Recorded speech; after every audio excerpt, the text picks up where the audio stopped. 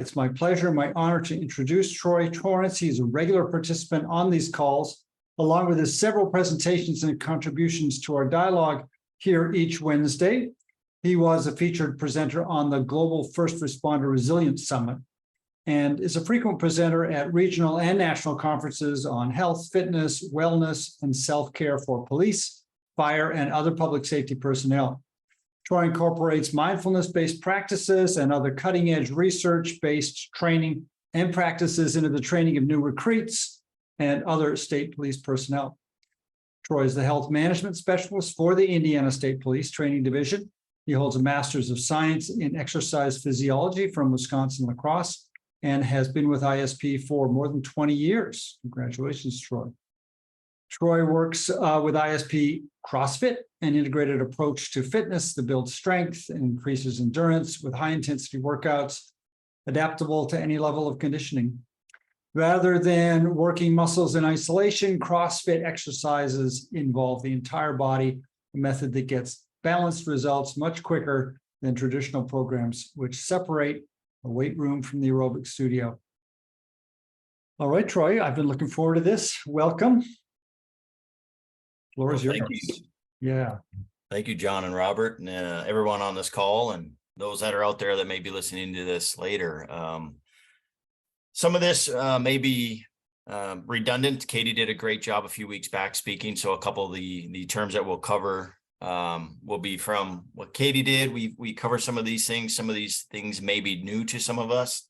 Obviously, for my recruits, this does fall into some new terms and new things and new processes. Even some of my troopers. I will be speaking next month at the National Strength and Conditioning Tactical Strength and Conditioning Conference, their annual. I was gracious enough to get ability to speak with them, so it'll be a little bit longer presentation, but the same version, with actually doing some hands-on with them in a hands-on presentation. That's what my lecture is a hands-on coordination. So without further ado, we'll see if I can bring up this.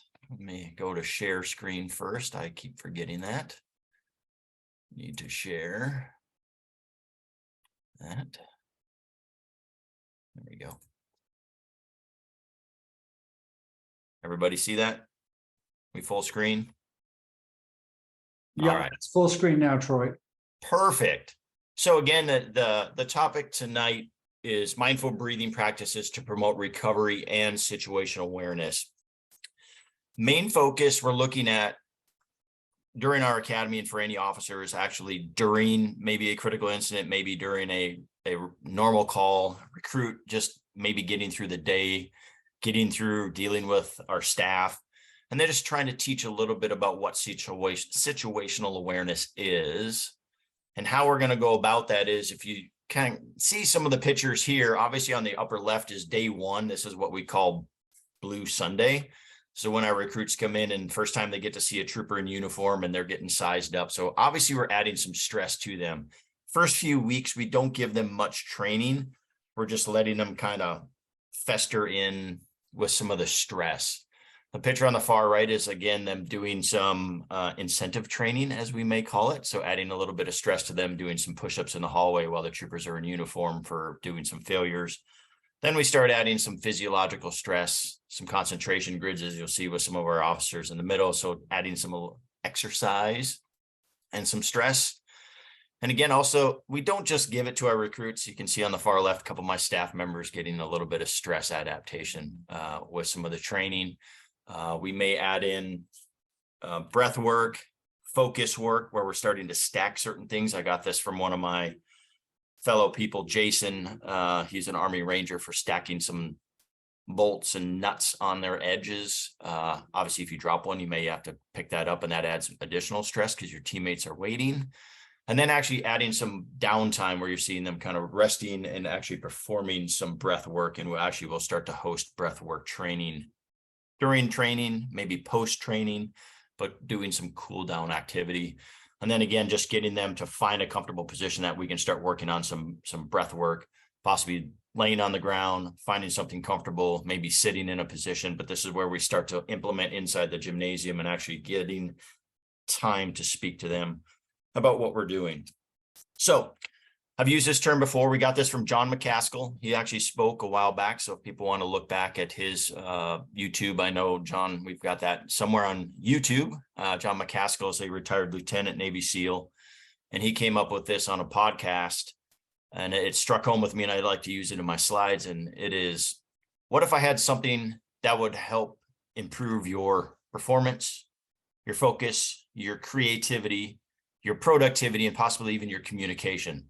These are key things in any domain, any work that we would probably want to work on, especially performance. We know from law enforcement, focus is going to be massive. Creativity, we have to have creative ways to talk to people at times. Productivity, obviously, to get our jobs done. And then just the biggest key factor is communication. How well do we communicate?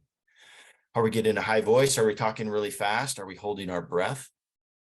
Or are we able to pause and actually communicate? Am I noticing my breath when I'm talking? Am I noticing getting agitated?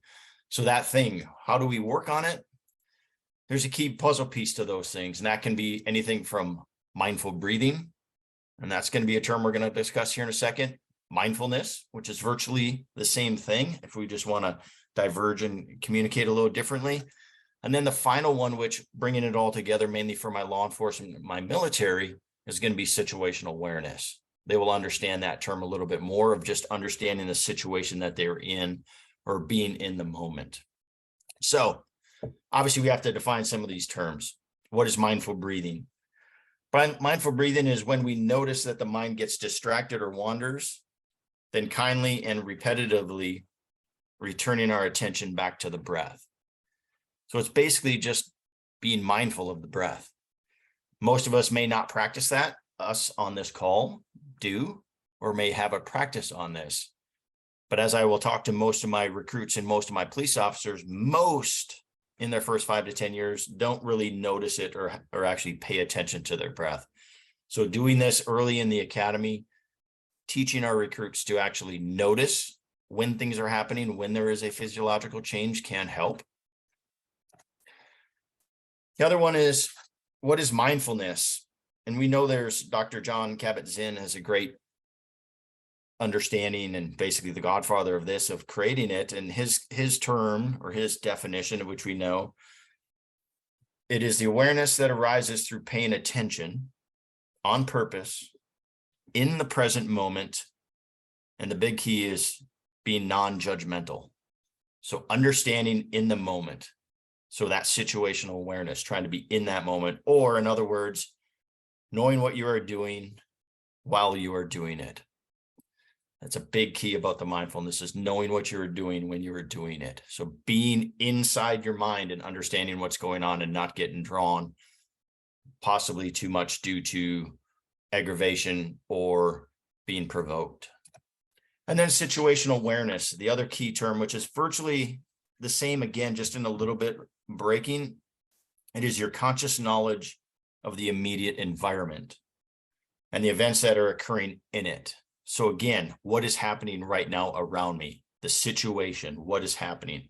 Situational awareness involves the perception of the elements in the environment. So things that are going on, sounds, sights, smells, tastes, things of that nature. The comprehension of what they mean. What does that mean? What does that sound mean? What are those noises? What did I just hear? And how do they relate to one another? And the projection of their future states. So that situational awareness is understanding and starting to interpret those thoughts that are coming in, either from the visual field. Am I watching their hands? Am I understanding body language? Those are the things that law enforcement are taught. Same with the military and the fire department. And even us, as we talk to coworkers, are we actually being attentive and being an active listener?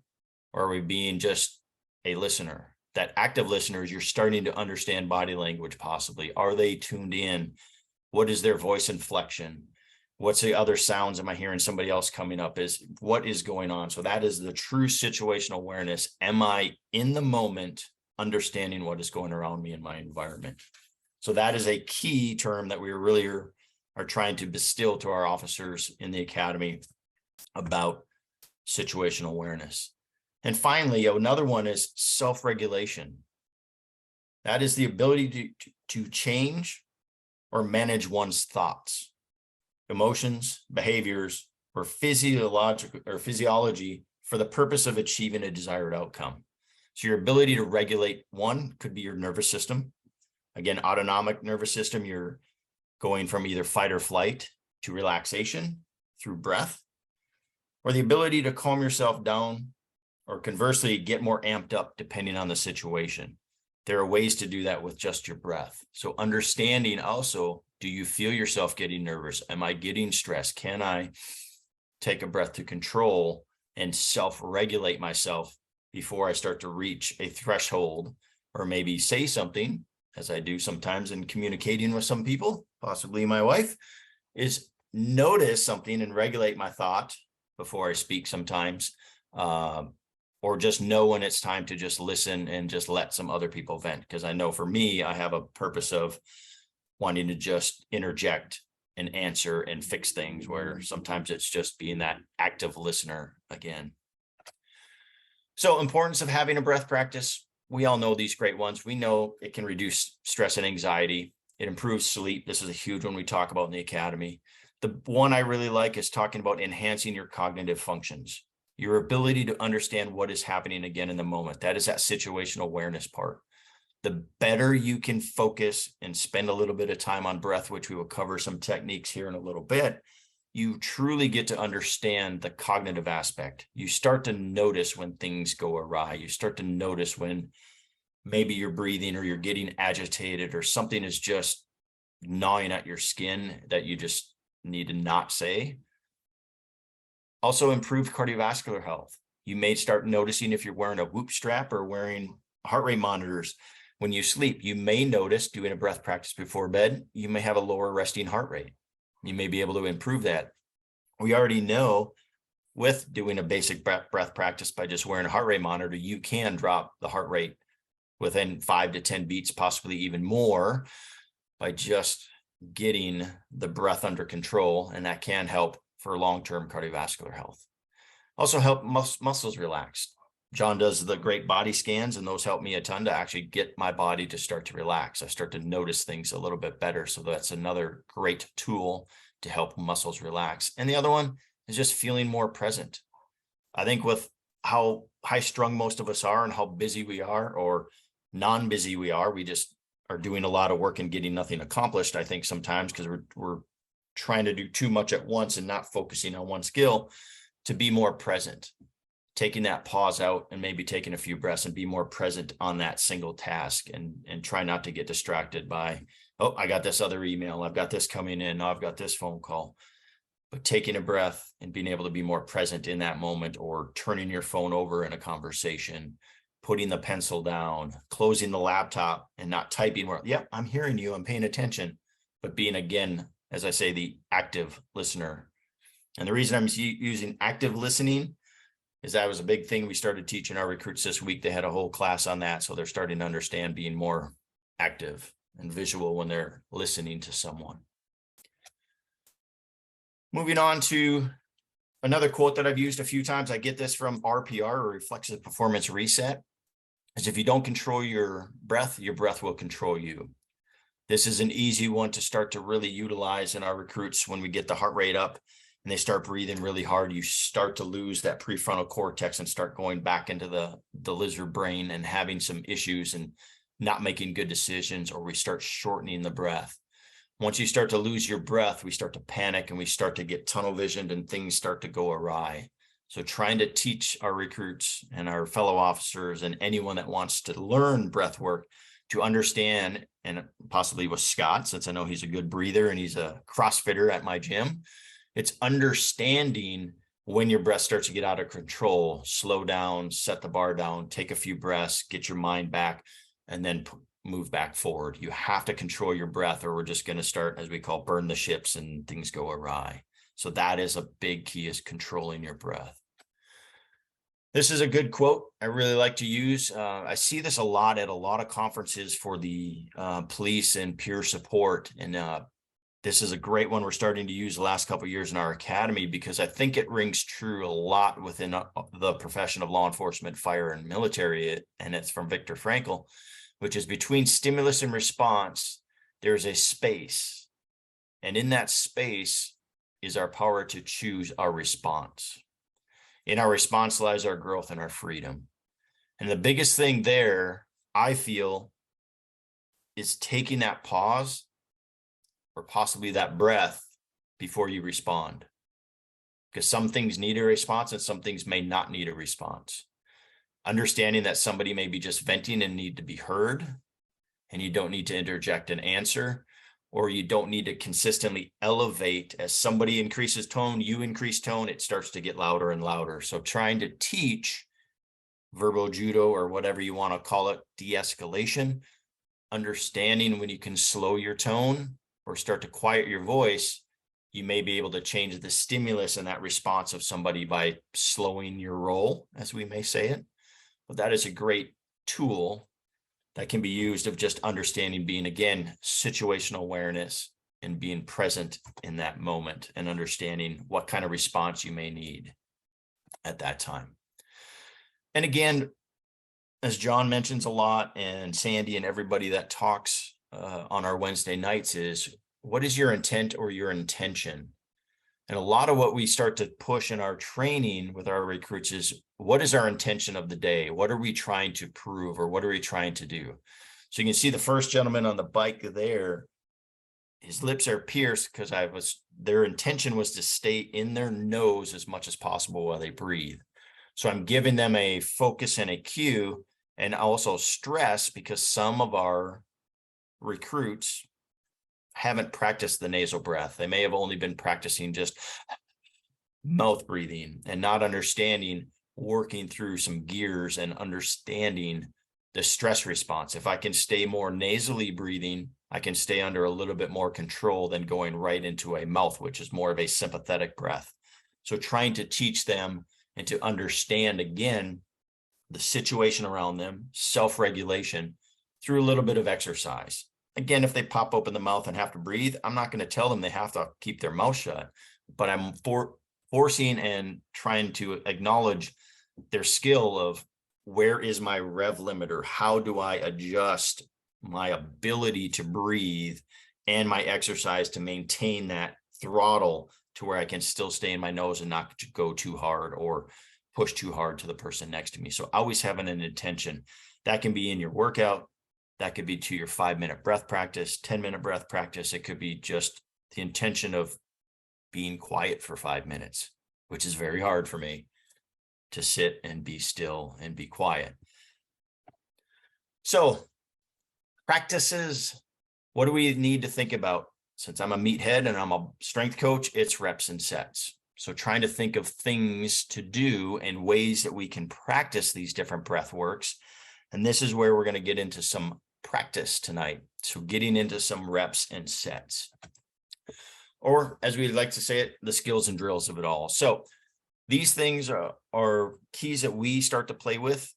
Katie did a great job, I think, for sure, when she did her talk and going through some of these, which I will try to cover. And the big thing I took away from her talk, which I try to make sure I tell to my officers and anyone that is doing this, each breath practice for them may or may not work for them. Like the box breathing may be a great one for you. For me, I can do it as long as I'm listening to somebody walk me through it. My attention span does not work too well. I don't focus well on a box breath if I'm trying to do it in a stressful situation. For me, it doesn't work. We do train our recruits in that. It's letting them pick and choose what is a practice that may help them be able to find the ability to recover. So understanding some differences from, and there's a good podcast, which I think I'll have Robert post after this. I don't think I have my links. I may have at the end of this, but is the Anthony Huberman podcast that he talked about breath work. And he breaks down some of the dichotomy of an even breath work, a 5x5, or a straw breath where you may be a single, like a 1-to-2 ratio, where it might be a 3-second inhale and a 6-second exhale where you lengthen one. There's different things happening within the brain. So some of us may work well on a patterned even in, even out. And that also works differently with our physiology. But then the longer exhale, one neurologically works, but we know from a longer exhale will work more of a recovery aspect and a more of a parasympathetic response or a relaxation response. So the first breath, some of us may or may not know this acronym. I've gotten this from a few different people and I've seen it. And I know the guys at Men Talking Mindfulness with John McCaskill talk about this. It is the BAMO breath. Breathe and move on. This is one of the first ones we try to talk to our officers about.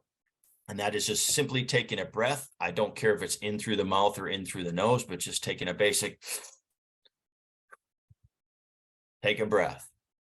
So if you take a breath, if you breathe through the chest, is it the best? Meaning you're lifting your shoulders. In a BAMO breath, I'm not really concerned with our officers or what they're doing, but taking that initial before they key up their mic can actually help them clarify before they speak on the radio, before they key up when they're involved in anything, so they don't have what we would consider maybe a high heart rate, maybe a high voice response, because we're nervous and we speed up. They get that, take a breath, and then clarify their thought before they get that first word out. So the BAMO breath is an easy one that we can do. And most people do it without even thinking, because you'll hear somebody just, and then they speak. It may be frustration because you hear the sigh. That natural sigh can slow your breath.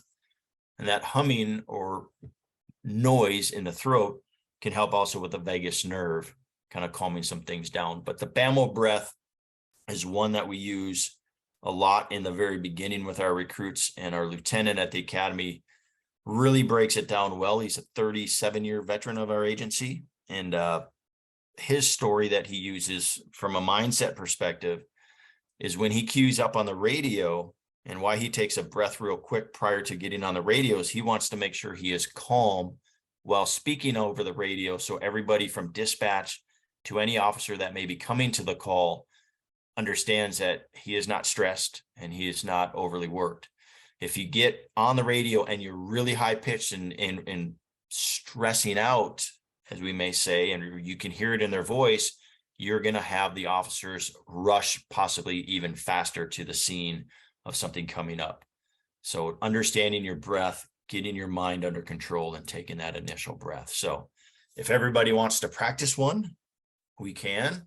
An easy way to do this too is thinking about sitting in your chair, but sitting maybe near the front, because some of these practices will help, but keeping your knees slightly lower than your hips, so your torso will be more upright. If your knees are up higher than your hips, you'll have a tendency to slouch at your chest. So if you drop your knees slightly, that will force us in a little bit more of an upright posture. I got that from Kelly Starrett. So BAMO breath, just take a nice big inhale and just let a breath out. And if you extend that exhale a little bit, you should notice you'll be able to take a nice little breath and be able to move on in your communication. So the BAMO, easy one. It also helps when somebody's stressed out, tap them on the shoulder, take a BAMO breath, or just BAMO, and they're like, take a breath. Next one, this one I actually got from the Huberman podcast, and I've been playing with this one a bunch. And this is the physiological sigh. So this one I use post-workout, and this one might be for John when he gets done off of a bike or a good training session. And we're really looking at taking a double inhale through the nose and then trying to exhale through the mouth by humming or sighing through the mouth. So that inhale, especially post-workout, is going to be tough when you're just done with a workout, but getting through the work of just taking that in a big puff at the end, hold it for a second, and then trying to exhale or make a noise. I usually will hum with my mouth shut, or again, you could pierce your lips through that one. So physiological sigh again, double inhale, a normal inhale through the nose, big puff, long exhale. The reason for the second puff is to try to pop the bottom of the lungs or the rest of the lungs to expand. So a normal breath, we may get that upper half to upper third, but that big puff will get a little extra pop to that bottom of the lung that may allow us to take in just a little bit more oxygen. How many times do I do this? Could be 4 or 5 times post training just to really work on that breath. So for us, we're going to try 3 of these in a row. I know we're not going to be on the same pattern. Nobody's sound is on, so you're not going to hear the weird noises through our nose. And yes, for some of us in the beginning, one nostril may be only working, but as John may know, as he's training, he should be able to get more air through both nostrils. But in the beginning, when we train, normally one nostril, if we haven't gotten our exercise up, only one nostril may be working. So we'll let air out.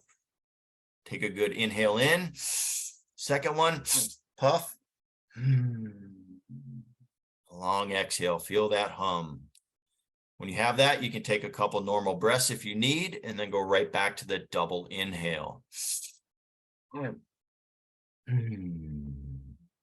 Trying to extend that exhale, just like we do in the straw breath. Again, inhale through the nose. Big puff at the end. Hold. Letting that long exhale. That's 3. Let's do 4. Just one more to grow on. So big inhale. Puff. Long exhale. So again, try to get your breath back to a normal rhythm. This one is a good one. I like to do post-exercise or post maybe something stressful if somebody's in a more of a panic state per se.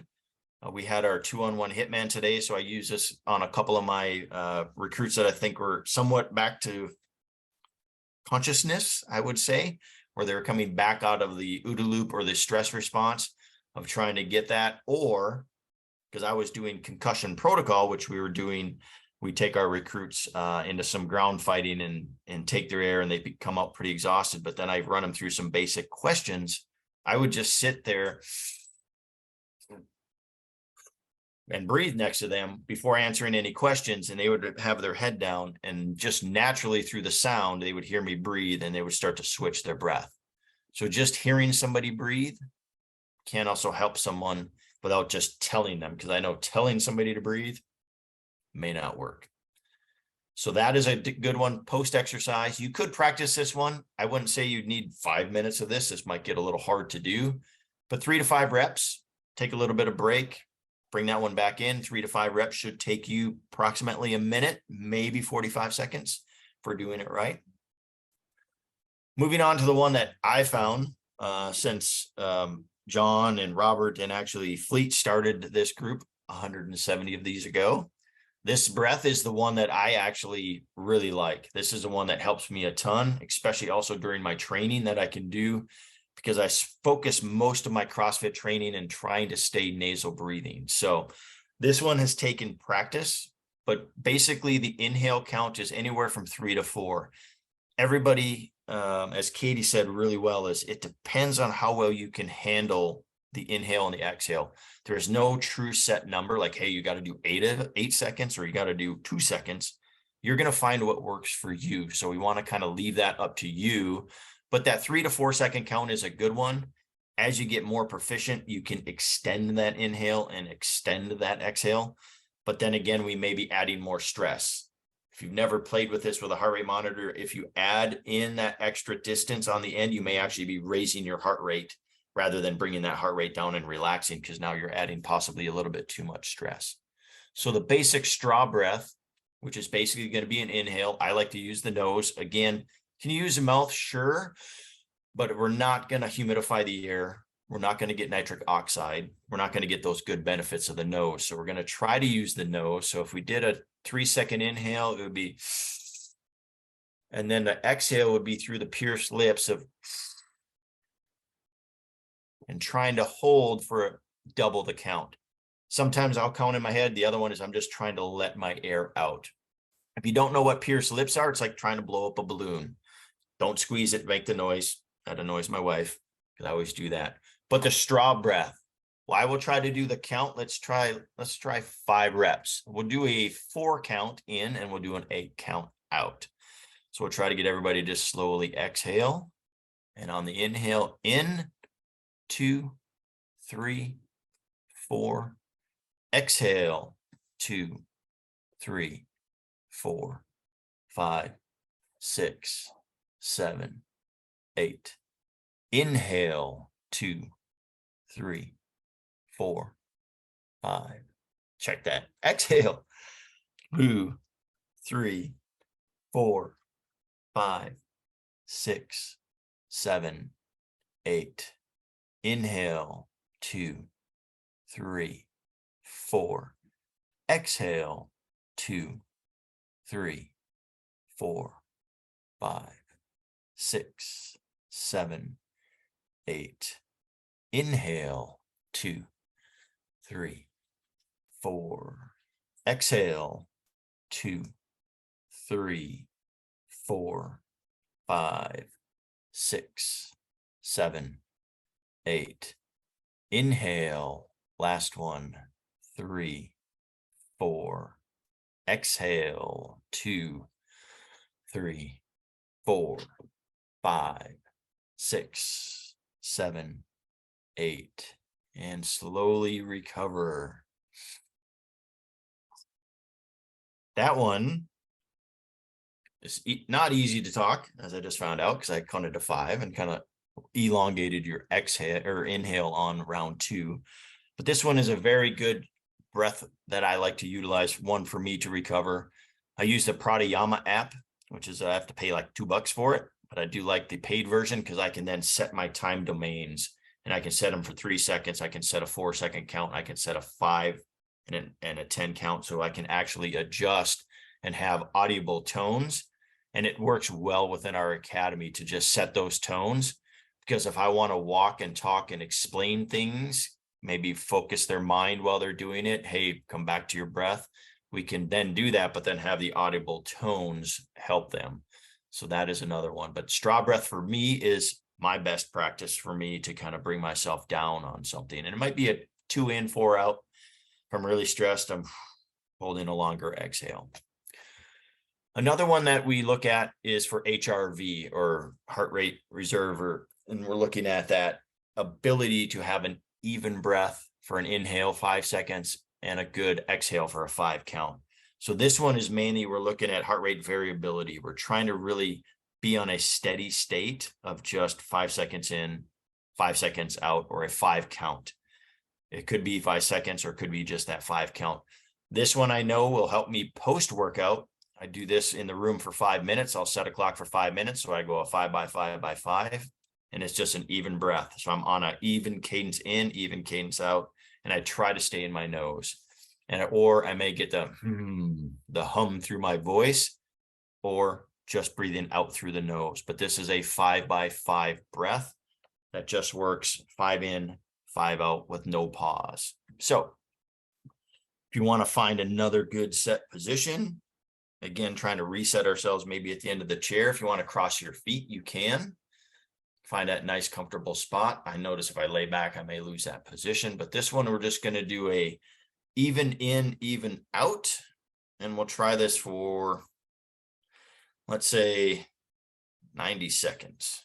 And we'll just kind of go in, 5 out. And I'll try to keep us on pace. So basic breath, let your air out. And here we go. In, 2, 3, 4, 5. Exhale, 2, 3, 4, 5. Inhale, 2, 3, 4, 5. Exhale, 2, 3, 4, 5. Inhale, 2, 3, 4, 5. Exhale, 2, 3, 4, 5. Inhale, 2, 3, 4, 5.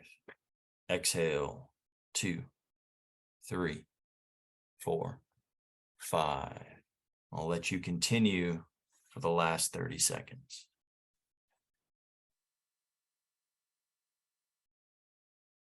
Try to notice your breath. Is it warm, or is it cold coming in through the nose? Are you able to relax your shoulders on the exhale?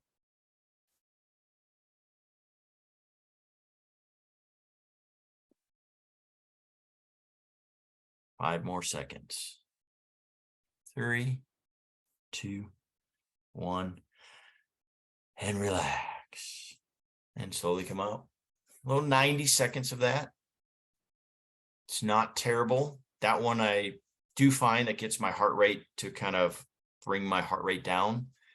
Not necessarily any quicker than the straw breath, but it is a good one for a post workout. This may be 10 minutes, 20 minutes after my training where I'm actually done sweating all over myself. Usually get up to my room and actually able to try to be very, very quiet and just focus on that nice, even breath.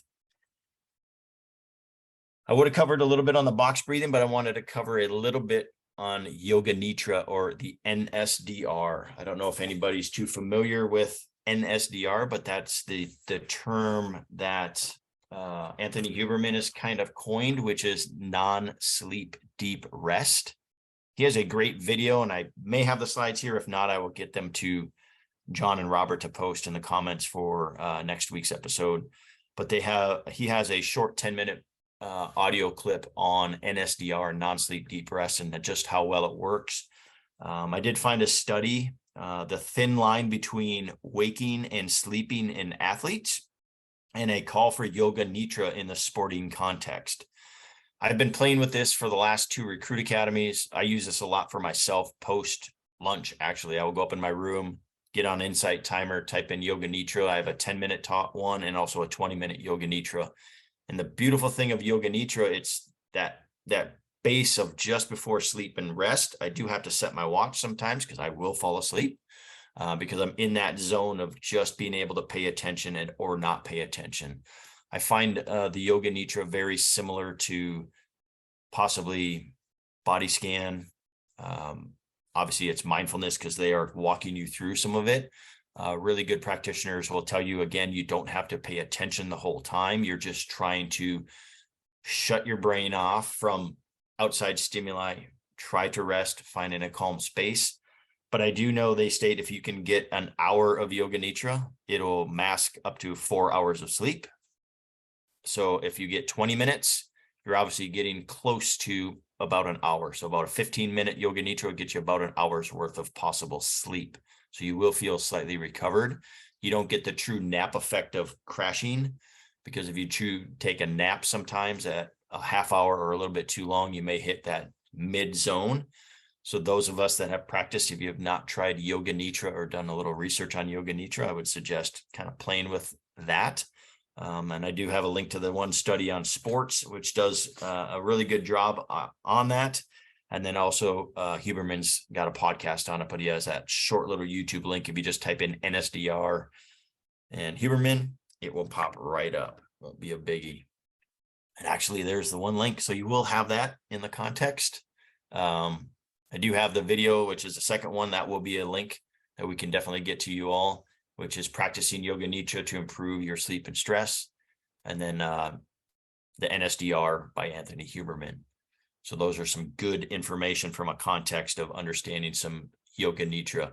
Obviously, I like to use NSDR because some people, when I first say yoga to my recruits, not all the time, because I love bringing Katie out. And actually, Katie, shout out to her.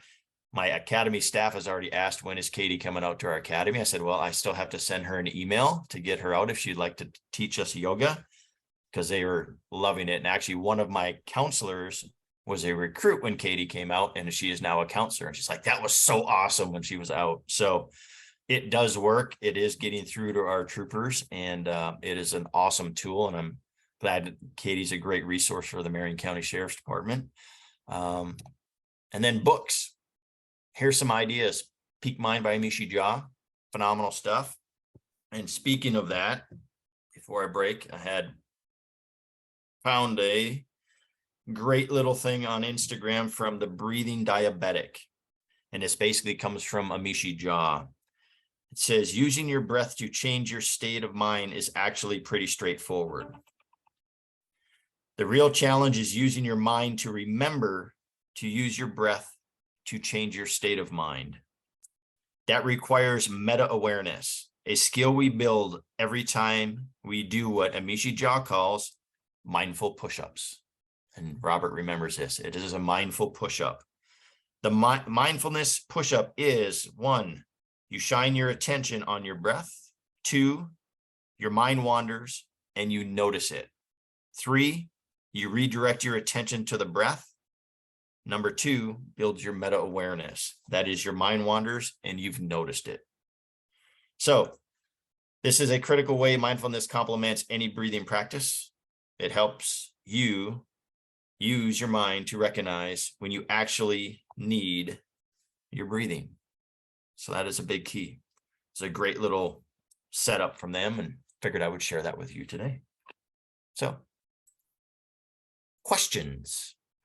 I know we pushed close to my time, but we're able to get a few short little practices in, which I know we've touched most, but maybe not the 5x5 breath.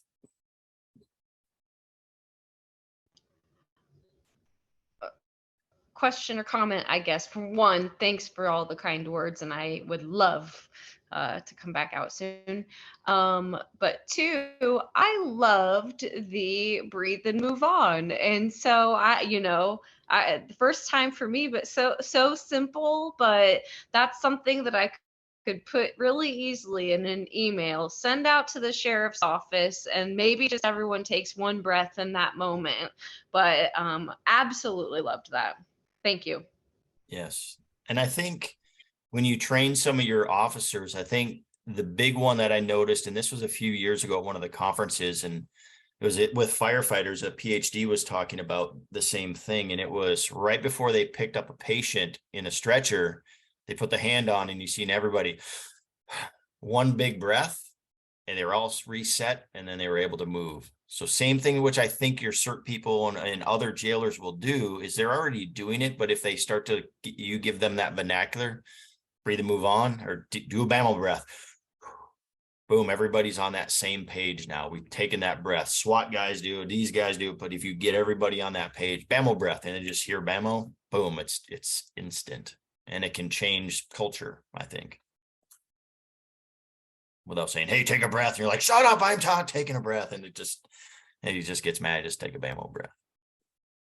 I wanted to ask Troy, when you're doing your instruction, and specifically with the 5x5, if you don't mention exhaling to the mouth, or with straw breathing, pursed lips, whatever, is the intent of the instruction to do the inhale and exhale both through the nose? For the 5x5, I like to stay in the nose. You can breathe through the mouth on the exhale. Again, you could breathe through honestly, long term, it probably doesn't really matter. I do like to breathe through the nose. I do try to force people to understand we should be nasal breathing as much as possible. I've already talked to our recruits about taping their mouth at sleep, that is. I've started using hostage tape. I use just like basic cloth tape, but yes, trying to stay nasally as much as possible, just to relax. You can still do the hum. Again, whatever you're comfortable with in your practice. I think for some that do like the straw, you may pierce the lips because psychologically that's going to maybe make you feel better, which that can help. It does help me with that little straw breath out. So the 5x5 is up to you on what you would like to do, but I would say nasal in and out if you can. But if you have a deviated septum, it may be hard to get that air in and then trying to breathe back out. So the air out of the mouth may be better. Thank you. Gary. Yeah, Troy. And this is maybe hypothetical in a certain way, but in the last short while, certainly in the last couple of years, there's been a number of law enforcement people in Canada that have lost their lives tragically in situations where it's like a domestic, call or something like that, domestic dispute, and they're there. These guys walk in and ambushed, and they're shot dead, like immediately. There's no altercations in these conditions. And first, I guess I should jump back and say I really loved your presentation and all the elements that you're bringing to these recruits. So my question is, I don't know what training these law enforcement officers had in situational awareness, but it seems as though there was something lacking in there. The question is, do you think that, the training was limited for some of these officers so that they walked into situations and there was no awareness, and next thing you know, they lost their lives? Yeah, those are hard. I get to unfortunately see some of those. I'm in the training division of our department, so these do come across our area. When these happen, we do use all of these as a training. When something like this happens, is everything, even if you have the best situational awareness, are you going to be able to stop this not in an ambush? Domestics are one of the worst calls ever that a law enforcement can take on, because it's super volatile, not knowing what you're walking into, who has a weapon, what have you. Because once you separate the two, if the female is being beaten up by the husband, all of a sudden you start to arrest, and all of a sudden they go crazy on the officer, the female does at times. So your head has got to be on a swivel. You're hoping you have backup, but sometimes you're the only one that we know that they go on. So hopefully your training takes over. And as you said, you mentioned the key term is training. What does your training tell you? What are your policies when you're entering those facilities? And sometimes when you're hearing screaming, or just similar to school shootings and these mass shootings, police are running to gunfire. As you've seen the last one of them just pushing forward until they hear gunfire, and they're just going to keep charging forward. So their situational awareness is on. You're trying to make sure that you're aware, but again, you're close quarters, and the more scenario-based training I think we can put our officers through and give them more training, the better it would be.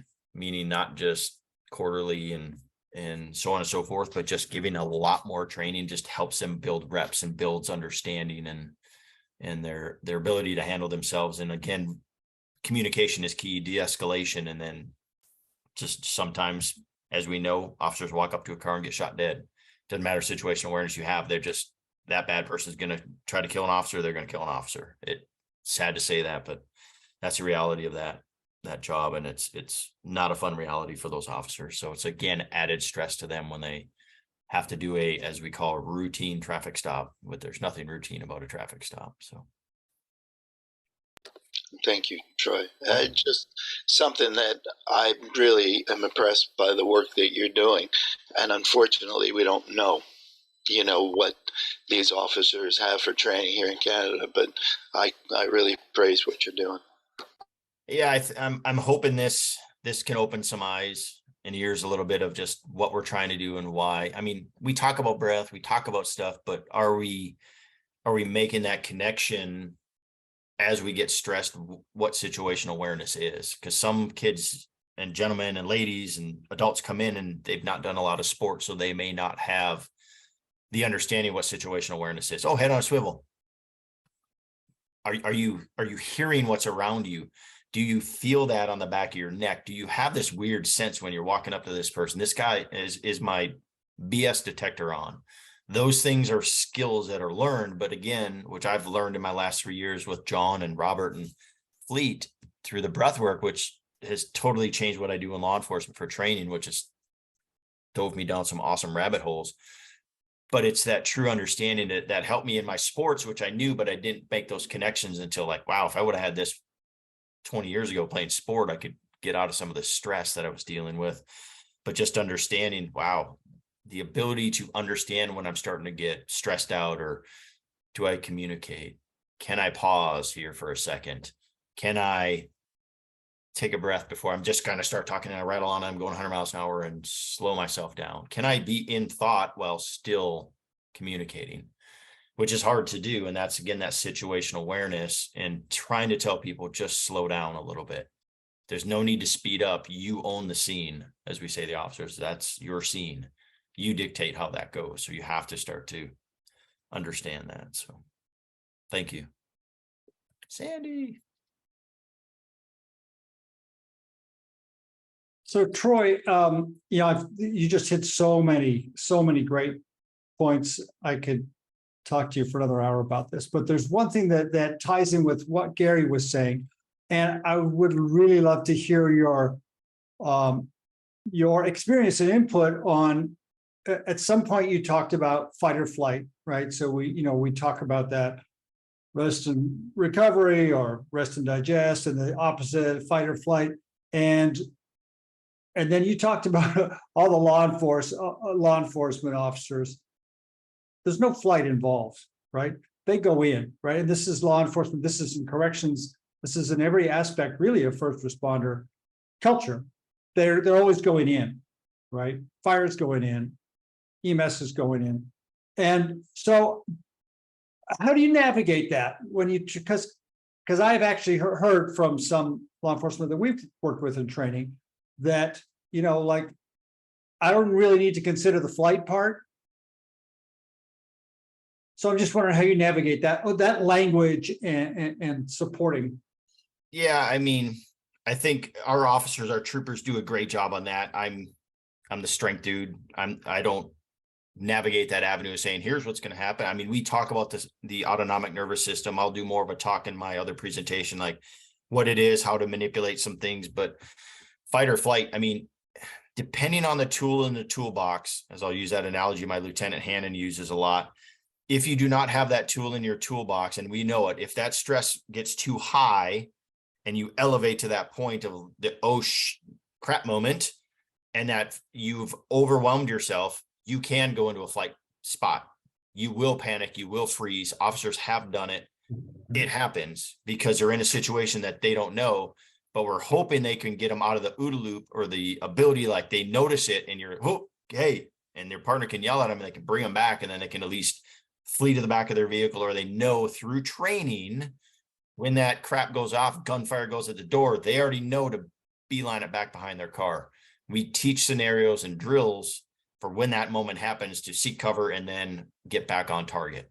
I mean, hate to say it that way, but that's same as the military. It's like you're going towards gunfire, but now you're seeking through and going. So there isn't really that flight. You are working against that to keep pushing forward. And as you said, they don't have that ability to, like, hey, I'm just going to leave this. You're going towards it, pushing forward. Yeah, even though your body's telling you not to, you're still driving forward. Yeah. And it takes a special person, male and female, to do those positions: fire, police, military, that will do that. They will sacrifice their life and they will move forward, and they will still do that for someone else. So thanks, Troy. Andy. Thanks so much, Troy, for the presentation. It was really great. And I wanted to add a comment that I think that currently, with so much information about trauma, the effects of trauma, and how we can actually mitigate depending on how we are relating with the experience and who is around us, I just wanted to comment that I think that with all of the breathing practices, the awareness of what's arising in the body, I believe that the long-term trajectory, so this is almost mitigating PTSD, because being able to breathe in the moment when crises are occurring, then we're actually providing for ourselves the means that the trauma is not going to become so embedded within our own body. So I think it's just fantastic and fascinating to hear how this is being offered. Thanks. Yeah, Sandy, I think that's true. If we can get our officers to, firefighters, military, anyone that has trauma or sees that, even the victims in those situations, if we can teach our officers to get them to calm down, take a breath, slowly get them breathing, especially children that are panicked, or at a crash site, people are panicking. It's getting them all calm that can possibly help, especially with that and possibly the post-traumatic stress. And just if they have a practice, if you can get them to revert back to something, like trying to get our recruits in this academy, now that they have their cell phones, putting an app on their phone and having them practice, and then having it there so they understand there is a tool, like, hey, I remember this, I can calm down for 5 minutes or 2 minutes. I just need to turn an app on. Somebody can talk me through it, or it might be just audible sounds. It's just, some people like the app. I'm one that likes it because I need somebody to talk to me sometimes, because my mind wanders, and it helps. Oh yeah, I'm thinking squirrel, but I know I can revert to something and I don't need to just sit quietly. I can just turn something on and get my breath under control, work on my situational awareness. So, and it has helped. Some of my guys come back, say it has helped. So I know I'm getting through to most and some. And again, for some, we expose them to the information. And if they use it, they use it. I don't speak negative because again, it may not be the right time, as I don't have children, but I've heard from everyone that have children, they are listening to you, but they're not telling you until they're adults. And then all of a sudden it's like, oh, wow, they were listening to me all this time. And from that teenage years that they don't quite pay attention. Or at the right time, it may not be the right time for them, but they will take that information to note. As I'll state sometimes, I'll say, hey, some of you may not think this is great information, but I'm exposing you to it. So let's just practice. So. Roy, there was one picture there in the gym, and you were sitting and they were all down. And I just want to commend you as a role model. You walk the walk. You're a strength trainer, you're a strong man, and you're really, I think, breaking some new ground. You're willing to go out and learn new things, and you're presenting such valuable instruction and tools and drills to these guys. So I just want to commend your leadership and the fact that I think you're a great role model for those guys. I think they're, and the men and women who are these Trooper Academy recruits, and I just think they're so fortunate to have you. And we're fortunate to have you come and visit here and provide this training for us. Well, I appreciate the opportunity, and I appreciate my command staff and the academy staff. And just let me have fun. I mean, I think it's a big thing that we know from a mental health, as we know for officers and anybody, just family members. If we can just get them to understand their bodies and learn, I can get them healthy and wealthy and retire and earn their pension. That is my goal. I want them to earn it and enjoy retirement. So Nice.